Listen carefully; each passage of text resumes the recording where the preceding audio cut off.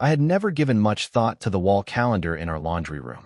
It was one of those free promotional ones you get from the dentist's office. Generic photos of puppies and kittens, a flimsy little thing pinned next to the cabinet where we kept cleaning supplies. Kaylee always scribbled notes on it in her neat, slanted handwriting, doctor appointments, school events, garbage pickup reminders.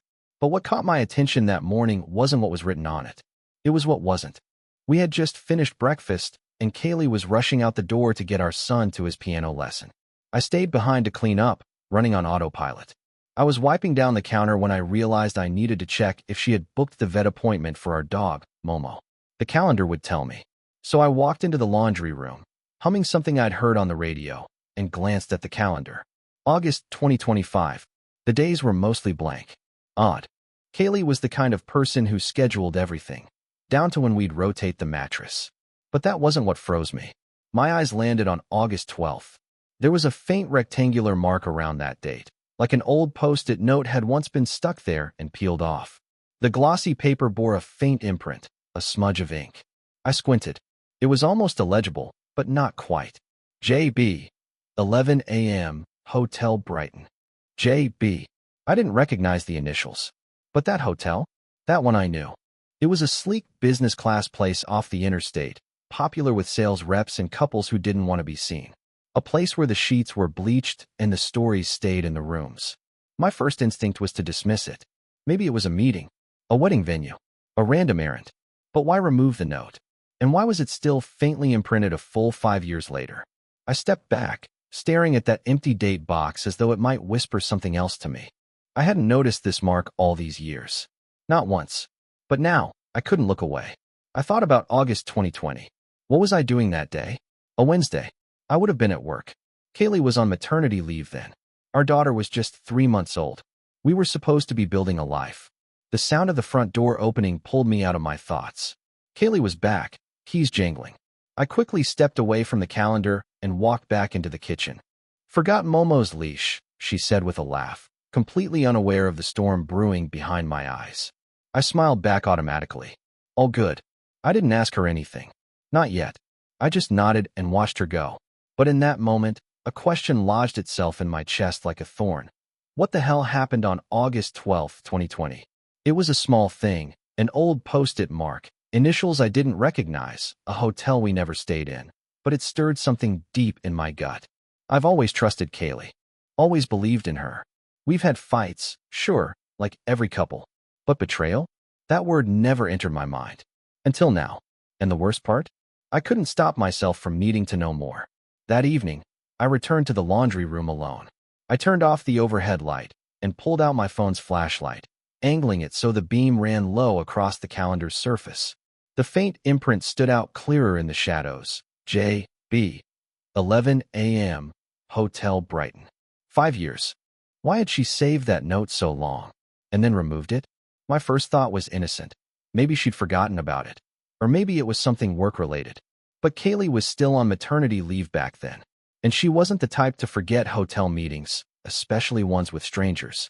No other initials on that calendar matched J.B. Not family. Not friends. Not anyone from our neighborhood or her yoga class. I considered asking her directly. But what would I say? Hey honey, remember 5 years ago when you maybe met someone named J.B. at a hotel while I was at work and you were on maternity leave? That would blow everything wide open. And if it turned out to be nothing, I'd poison our relationship for no reason.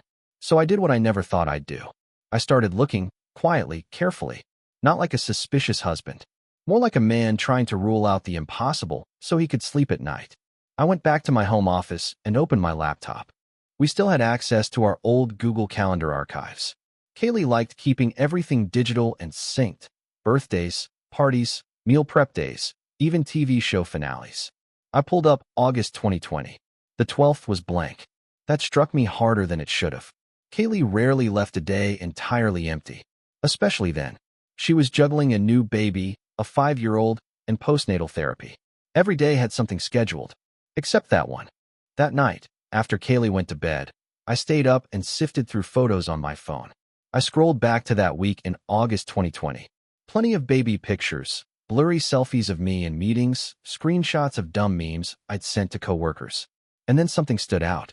August 12th, no photos. Not one. Every other day around it had something. Pictures of our daughter in her onesie, her first time rolling over, Kaylee asleep with the baby on her chest. But that day, nothing. Not from her phone, either. Our cloud account was joint, and I could see both of our uploads. Just a blank. I sat there for a long time, staring at the screen. I didn't want to believe what was slowly taking shape. I was still clinging to the possibility that I'd stumble across a dentist receipt or a coffee meetup she'd forgotten to tell me about. But the more I looked, the more the silence screamed. At one point, I clicked on my old work calendar. I was at the manufacturing site that day. From 8 a.m. until nearly 5. A routine plan audit. Alibi, airtight. Mine anyway. I went to bed late that night. Kaylee was already asleep, her back to me, the sheets rising and falling with her breath. I slid in beside her without making a sound. My eyes stayed open in the dark, staring at the ceiling, while questions churned in my mind. Who was JB? Why Hotel Brighton? Why that day? It could all be nothing. A fluke. A long-forgotten lunch with an old friend she didn't want to explain to me for whatever reason. But then again, maybe it was something. And then, one more thought pierced me. A detail I hadn't considered until now. August 12th, 2020, was exactly 9 months before our second child was born. A coincidence? Maybe. But something deep inside me whispered that it wasn't. I've never considered myself a paranoid man. If anything, I used to think I leaned toward naivety, believing people's words over their behavior, trusting until given a reason not to. That kind of optimism isn't something you can just erase overnight. But the calendar changed something in me. It didn't take long before that old date, that hotel, and those 2 letters, J.B., started echoing in my head like a drumbeat I couldn't quiet. Every time Kaylee laughed, smiled, or leaned over to tuck our daughter into bed, I found myself watching her as if I didn't know her anymore. As if the person in front of me was only pretending to be my wife. And the worst part? She was still perfect, kind, loving, present, attentive. If she noticed the growing distance between us, she said nothing. She still kissed me good morning, still rested her head on my chest on the couch, still whispered, "I love you," before bed. But now, every gesture carried weight. Every smile looked too precise, every touch too smooth. It was like seeing a magician perform tricks. Once you suspected deception, you questioned everything. I needed clarity, and I knew I couldn't just sit and drown in guesses. So I made a list. At the top, JB. I combed through our circle of friends, co-workers, family acquaintances. Nobody with those initials stood out. Her company database didn't help. Kaylee worked in finance, fully remote during that time, and her team was mostly women with unfamiliar names. The only J was a Julie. The only B was a Barry, her boss, who lived on the opposite coast. Harmless. I moved on to the hotel. Brighton, just a 35-minute drive from our house. I called under the guise of inquiring about availability for a family event. The receptionist, cheerful and unaware, confirmed that their reservation records didn't go back that far. Due to privacy policies, we wiped data after 18 months, she said. That door was closed. I thought about asking Kaylee casually. Maybe some roundabout remember when story. But that's the thing about suspicion, it corrupts everything. I didn't want her to know I was digging. Not until I had something solid. I wanted answers, not performance. And then, out of nowhere, a sliver of luck. I was flipping through an old hard drive we hadn't touched in years, one we used to back up family photos before switching to cloud storage. The files were dated by month and year, and most were mundane. Vacations, birthday parties, random phone videos. I wasn't looking for anything specific. It was just a restless man clicking around in the shadows of his life. But then I opened a folder titled K's Archive. Inside were a few documents, PDFs mostly, scanned receipts, insurance forms, some work files. And then I saw it. A Word document titled Brighton Presentation, JB. I stared at the file name. Brighton, JB. My hands trembled slightly as I clicked. It was a slideshow outline, a rough draft of some financial presentation. The date on the file? August 10th, 2020. 2 days before that calendar imprint. The first line of the presentation read, "Prepared by J. Benson for internal strategy session, Brighton Investments." I leaned back in my chair, heart racing. J. Benson. J.B. Now I had a name. I Googled him. Jonathan Benson, senior strategist, 42, lived in our city, still worked for Brighton Investments. And the next punch. On LinkedIn, I saw that he and Kaylee had been connected. She had liked one of his professional posts in late 2020. No other public interaction. No comments. No photos. Just that single trace. I sat there, staring at the screen, unsure of what I was looking at. A ghost from 5 years ago? Or the start of something deeper? I didn't know yet, but I was starting to suspect the answer. And the part that scared me most? I wasn't sure I wanted to find out. I began watching her voice. Not her actions. Those were flawless. Still warm, still affectionate. But her voice, there was something different. The way she said my name. The pauses. The hesitation when I asked about small, irrelevant things. They say when a person lies, they give themselves away in the quiet spaces between their words. I was listening for those spaces. After discovering Jonathan Benson's name on that file, I couldn't unsee it. J.B. wasn't just a theory anymore. He was real, and he had once prepared a presentation that Kaylee had on our family hard drive.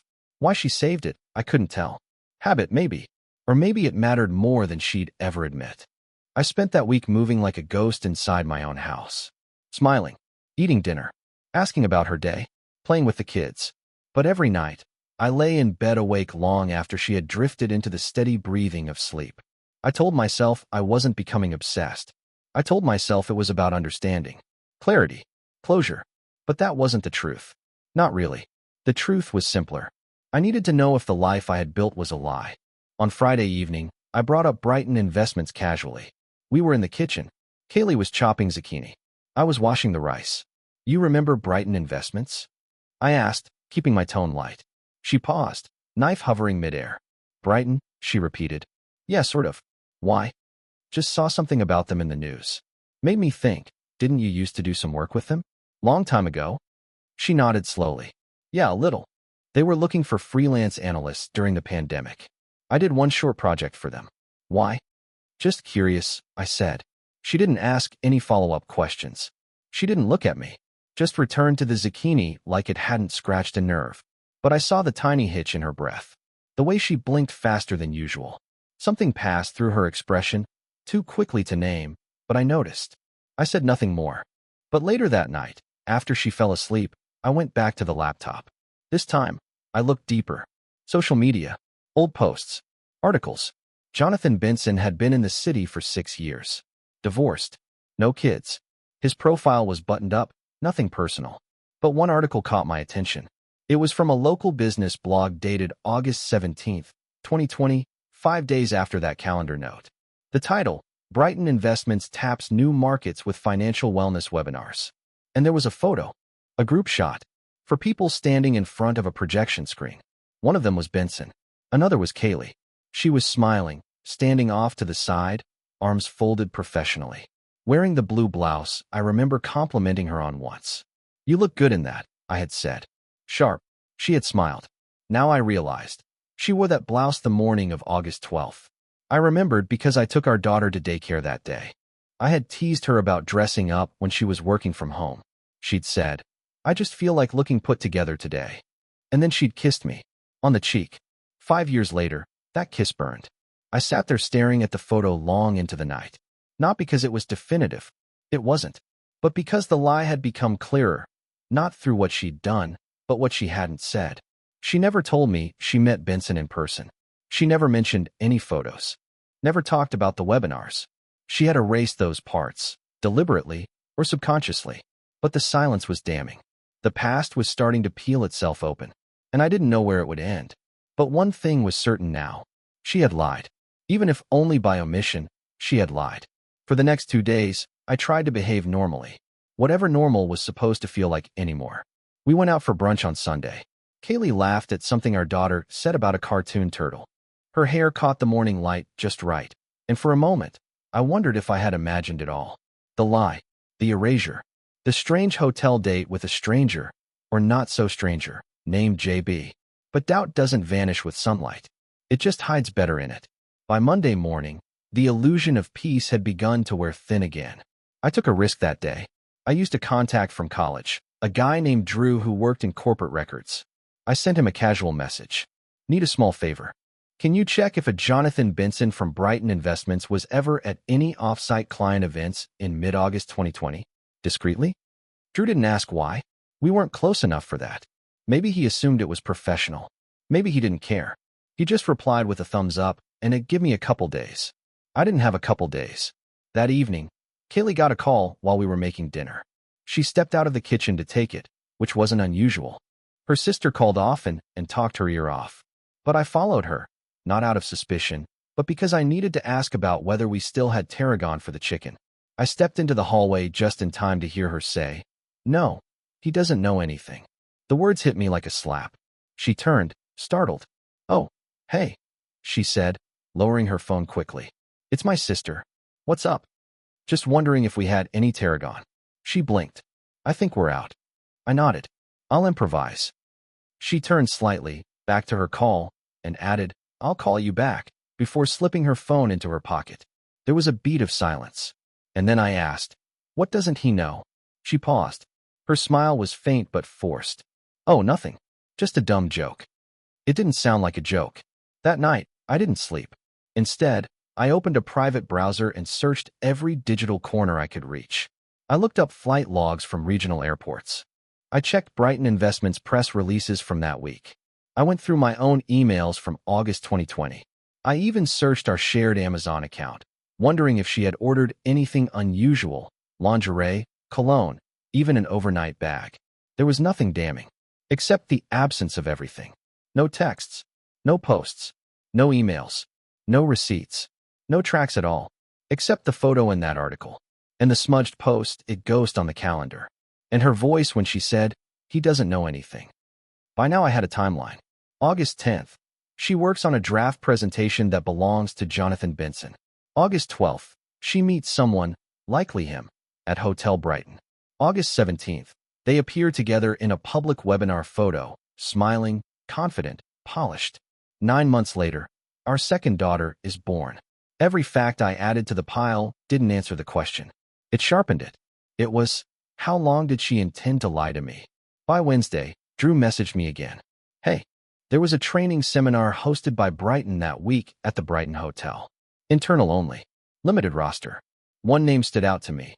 Kay Rowe. "Is that your wife?" I stared at the screen. She hadn't just attended something at the hotel. She was registered. My wife had been listed as part of an internal Brighton event, an event never mentioned, never explained, never accounted for. And now I was sure of it. This wasn't just omission. This was deception, long and deliberate. And suddenly, I realized something chilling. I had known all along. Not in my head, but in my bones. 5 years of forgetting a single date. 5 years of silence about a single meeting. No one forgets that kind of thing. Not unless they need to. Sometimes betrayal doesn't announce itself with a bang. Sometimes it reveals itself in tiny shifts, like a picture frame you swore was straight yesterday, but hangs crooked today. And the more you stare at it, the more wrong it begins to feel. That was my marriage. I spent the next few days walking through the house like a man surrounded by ghosts. Everything looked the same, but it didn't feel the same. I noticed the unevenness in things I once took for granted. The wedding photo on our mantelpiece had begun to tilt. I straightened it. Then I looked at it for a long time. Me, grinning in a cheap tuxedo. Her, radiant and white. Eyes shining like she had the whole world figured out. That photo was taken 7 years ago. 2 years before the date that was now carved into my thoughts like a gravestone. Kaylee passed behind me, holding a laundry basket. "What are you staring at?" she asked playfully. "Our wedding," I said, just remembering. She paused. "Sentimental today?" I shrugged. "Something like that." She walked on. I didn't. That night, I finally broke pattern. I asked her a question. We were sitting on the patio. The kids were asleep. The stars were out. It should have been peaceful. But the quiet between us was suffocating. "Have you ever fooled me?" I asked. I didn't soften the question. Didn't dress it in euphemisms. I just asked. She turned to look at me slowly, confusion clouding her face. "What? Have you ever fooled me?" I asked. She laughed once, short and breathy. "No. Where is this coming from?" I didn't blink. "I just want the truth." Her smile faded. She leaned back in the chair, eyes scanning my face. "Of course not," she said firmly. "Why would you even ask that?" "I found an old note," I replied. August 12th, 2020.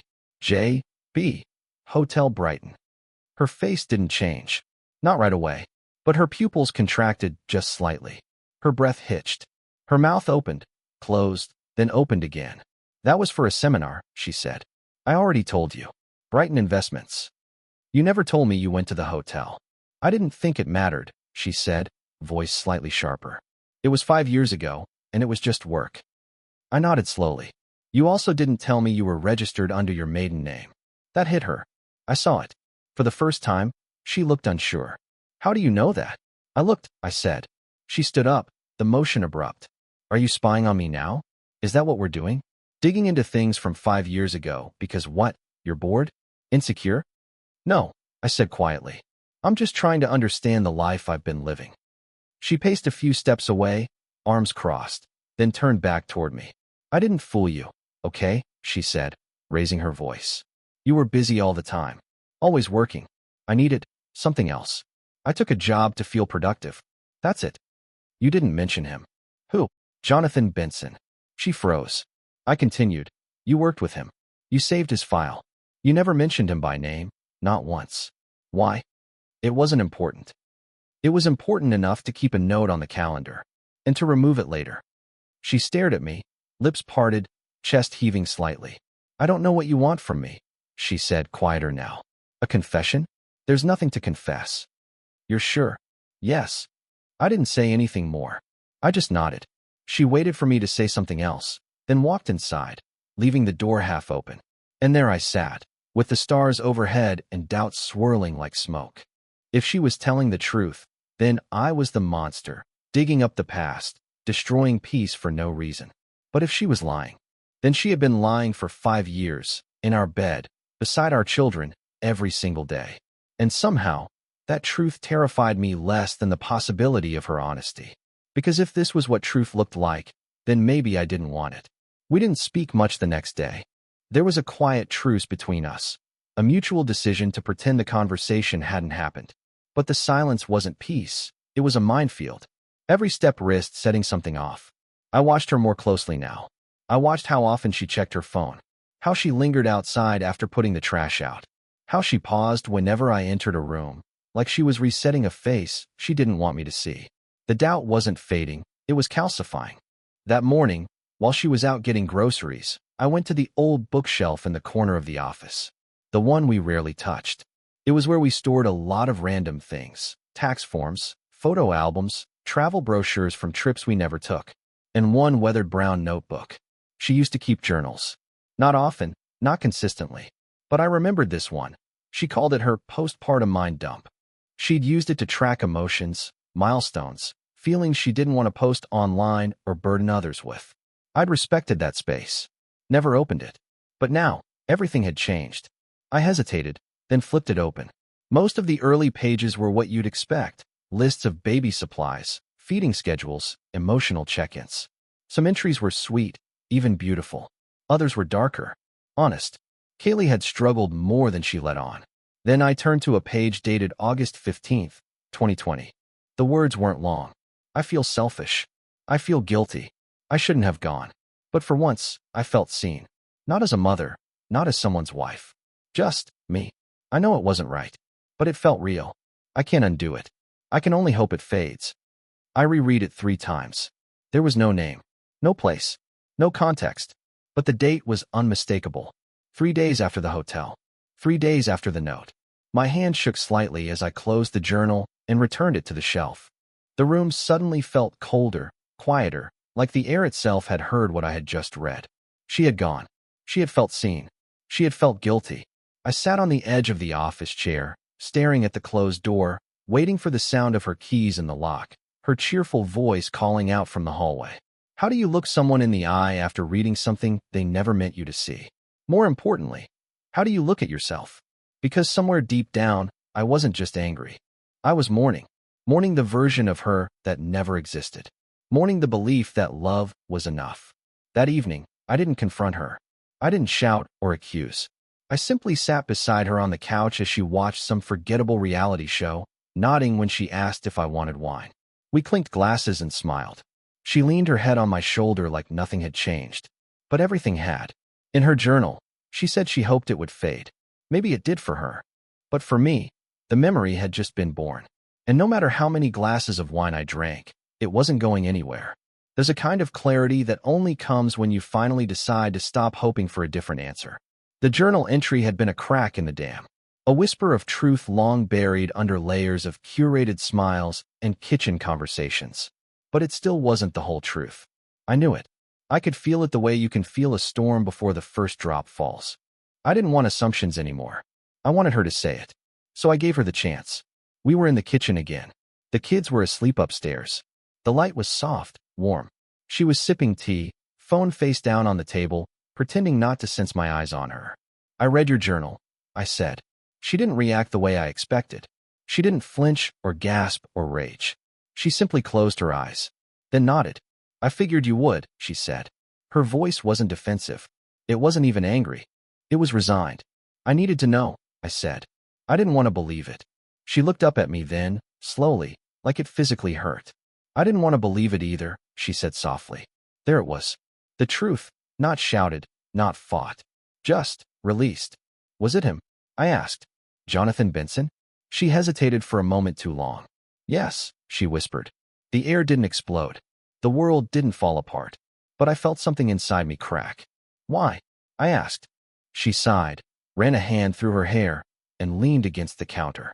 Because I was drowning, and I didn't even know it. You were working long hours. The baby cried all night. I didn't feel human anymore. Just useful, functional. Like I was checking boxes for a life I hadn't even chosen.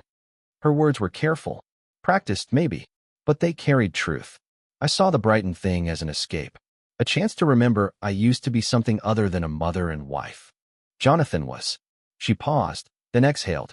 He was the first person in months who looked at me like I still had value. Not for what I did, but for who I was. It started innocent. Lunch after the presentation. Then, one night.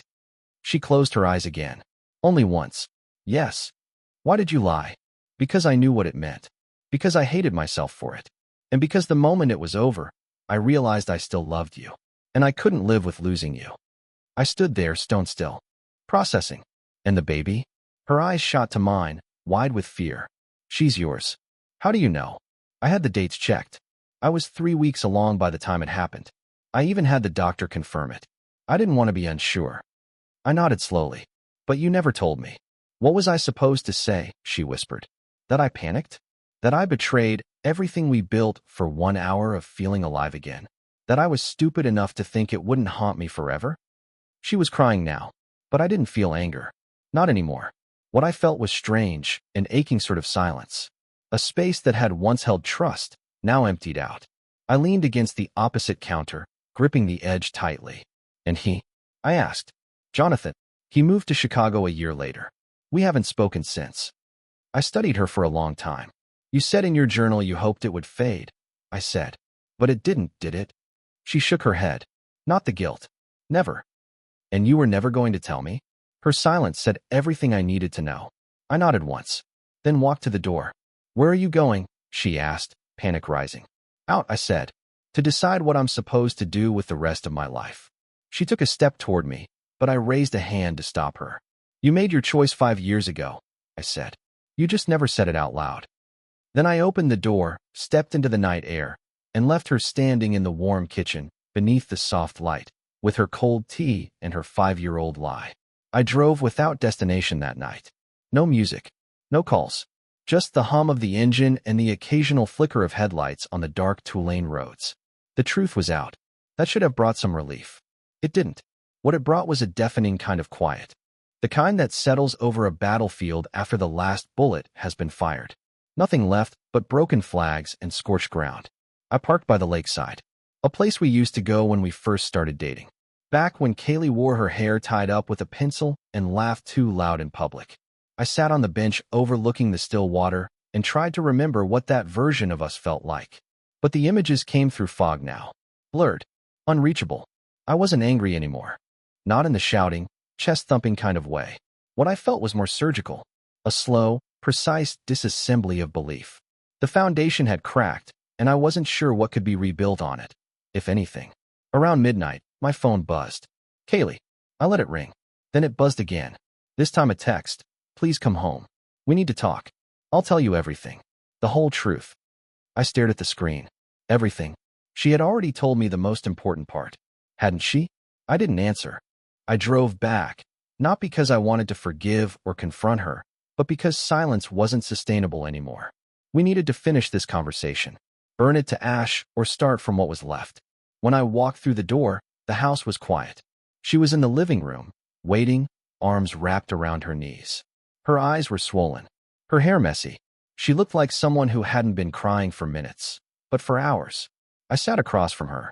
No more lies, I said. She nodded. Did you love him? No, she whispered. It wasn't that kind of thing. Did he know you were married? Yes. And he's still. She looked away. He didn't care. I studied her face. Why keep the journal? Why hold on to the memory? I didn't write it to hold on, she said, voice hoarse. I wrote it to get it out. I wanted to hate myself in words. I wanted it to live on paper, not in my heart.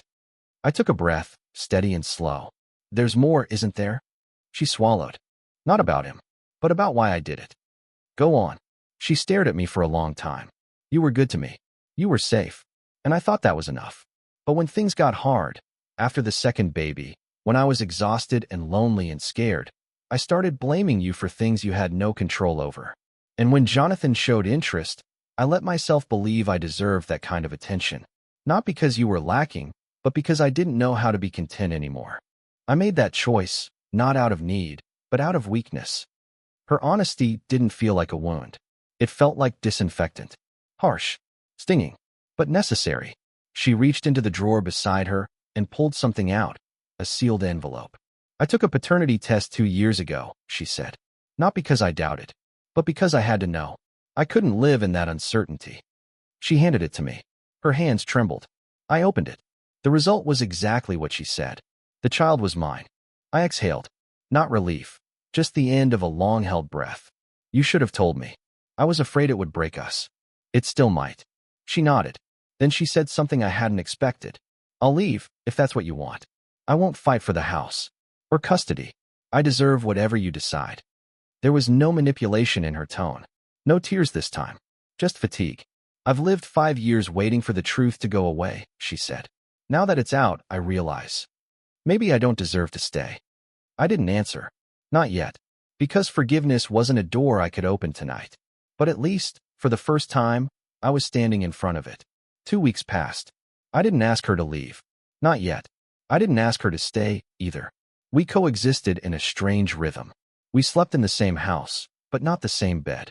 We spoke only about logistics, the kids, groceries, laundry. Every now and then, I caught her looking at me the way someone looks at a grave, like they're speaking to the dead. I didn't know what I wanted yet. Not fully, but I knew one thing. I wasn't going to rush into forgiveness just because it was easier than rebuilding alone. This wasn't a movie. There were no sweeping gestures. No passionate reconciliations under the rain. Just two people sitting across from each other at dinner, wondering if the quiet was progress or purgatory. One night, she sat across from me at the table and asked, "Would you like me to move out?" I didn't respond right away. I had rehearsed the answer 100 times. But now that she asked it, the words felt heavier than I expected. Not yet, I said. Not until I understand what I want. Okay, she said. Take your time. That weekend, I took the kids to my sister's for a sleepover. Kaylee stayed behind. When I returned Sunday evening, the house was spotless. Dinner was waiting, untouched. A note sat next to the stove. I'm going to the cabin for a while. I won't contact you unless you reach out first. I want to give you space, not to punish myself, but to let you heal without my presence complicating it. You were always better than I deserved. I see that now. Kay. No anger. No blame. Just retreat. I stood there for a long time, unsure of what I felt. There's something strange about being given the very space you thought you wanted. You expect relief. But what you feel instead is hollow. I took my plate to the living room, sat on the couch, and looked at the wedding photo on the mantel again. Then I did something I hadn't done in weeks. I pulled out a notepad and started writing. It wasn't a letter. It wasn't even a plan. It was just a list. She lied. She confessed, eventually. She never repeated it. She still loves me. I don't know if I love her anymore. I stared at number 6 for a long time. Not because it hurt, but because it was honest. And then I wrote something beneath it, in a different pen. Trust is not something you rebuild. It's something you choose to risk again. I didn't know what I would choose. Not yet. But I did know this. The truth didn't destroy me. It changed me. And maybe that was enough for now.